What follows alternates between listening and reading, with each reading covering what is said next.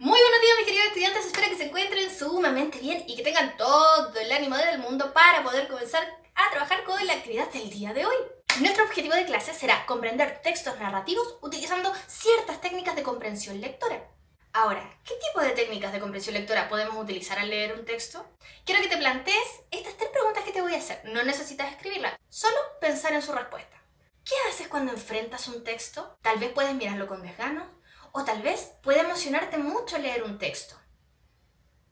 Tal vez miras la portada, tal vez lo ojeas, o quizás buscas si hay alguna imagen dentro de la historia.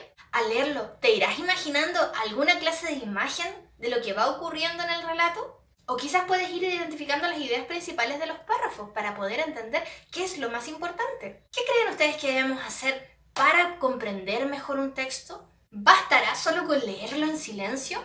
La verdad es que la lectura en silencio es mucho más complicada de lo que parece. Personalmente yo siento que si vamos a leer un texto siempre es mejor hacerlo en voz alta, porque de esa manera nuestra voz nos está ayudando a repasar lo que va sucediendo en la historia. ¿Alguna vez te ha pasado que cuando estás leyendo alguna historia, cortita o muy larga, tu mente empieza a imaginar otra cosa, comienzas a divagar y te olvidas de lo que estás leyendo? Y cuando te das cuenta, avanzaste quizás una página completa, pero no recuerdas nada de lo que leíste. Es porque no lo estábamos haciendo conscientemente. Por eso, la lectura en voz alta siempre es más útil. Pero solamente leer no es suficiente.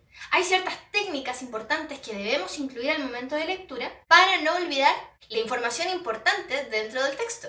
Por ejemplo, debemos identificar y subrayar información nueva o desconocida. Si hay algo que no entendimos, podemos marcarlo y dejar una pregunta para poder resolverla después. Anotar al ladito cuáles son las ideas principales de cada párrafo. Por ejemplo, en este párrafo el personaje saltó porque tenía miedo. Eso podría ser una idea principal y puede ser importante para el final de la historia. O también podemos asociar las imágenes que aparecen dentro del texto con lo que vamos a leer. Las imágenes siempre nos ayudan mucho a entender un poco mejor la historia cuando no podemos lograr imaginarnos lo que está sucediendo. Porque sí, a todos nos pasa. La historia que te traigo el día de hoy se llama La historia de Abdullah y el mendigo ciego.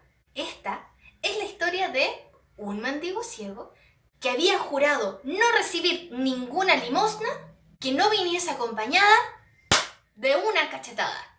¿Por qué? No te lo voy a decir. Así que tendrás que leer la historia para poder descubrirlo. Este mendigo va a contarle su historia al califa. El califa es un gobernante del territorio de Bagdad. Para que te hagas una idea, estamos hablando del imperio persa, el mismo en donde llega Aladín a tratar de conquistar a la princesa Yasmín. ¿Bien? ¿Te lo puedes imaginar? Perfecto. Una vez que hayas terminado esta historia, vas a responder las siguientes preguntas. Número 1. ¿Cuál es la enseñanza que deja este cuento? ¿Y qué situación dentro de la historia nos muestra esta enseñanza? Número 2. ¿Por qué crees que Abdullah, al inicio de la historia, solicita recibir bofetadas con cada limosna? Número 3. Aquí quiero que hagas una breve comparación, es decir, en qué se parece la historia de Abdullah, el rey Midas y el picapedrero. Cuarto, aquí debes completar el siguiente esquema. ¿Cuál es el suceso que inicia la acción de este relato? Es decir, ¿cómo comienza? ¿Cuál es el acontecimiento que cambia el rumbo de la historia? Es decir, si la historia iba así, de repente hubo algo que cambió todo. ¿Cuál fue ese suceso? Y finalmente, ¿cuál es el hecho que provoca el desenlace de la historia? Es decir, ¿cómo termina nuestra historia? En la número 5, quiero que en 2 párrafos me cuentes un poco de qué piensas sobre esta historia. En tu escritura quiero que incluyas lo siguiente: tu opinión sobre la actitud que tomaron los personajes de la historia, si la enseñanza que plantea el cuento sirve para tu vida y por qué, y que incluyas al menos 2 palabras nuevas que hayas conocido en el cuento para que así puedas ir aumentando poco a poquito tu vocabulario. En la número 6, quiero que leas los fragmentos que te dejé a continuación y respondas las 2 preguntitas que aparecen ahí. ¿Por qué Abdullah piensa que el derviche no merece las riquezas? ¿Y por qué Abdullah era indigno de recibir las riquezas?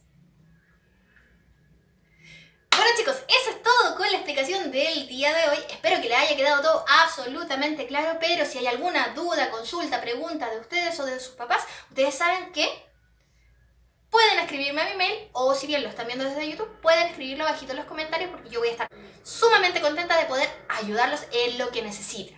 Les mando un besito enorme, un abrazo gigantesco y ya nos estaremos viendo en el siguiente video. ¡Adiós!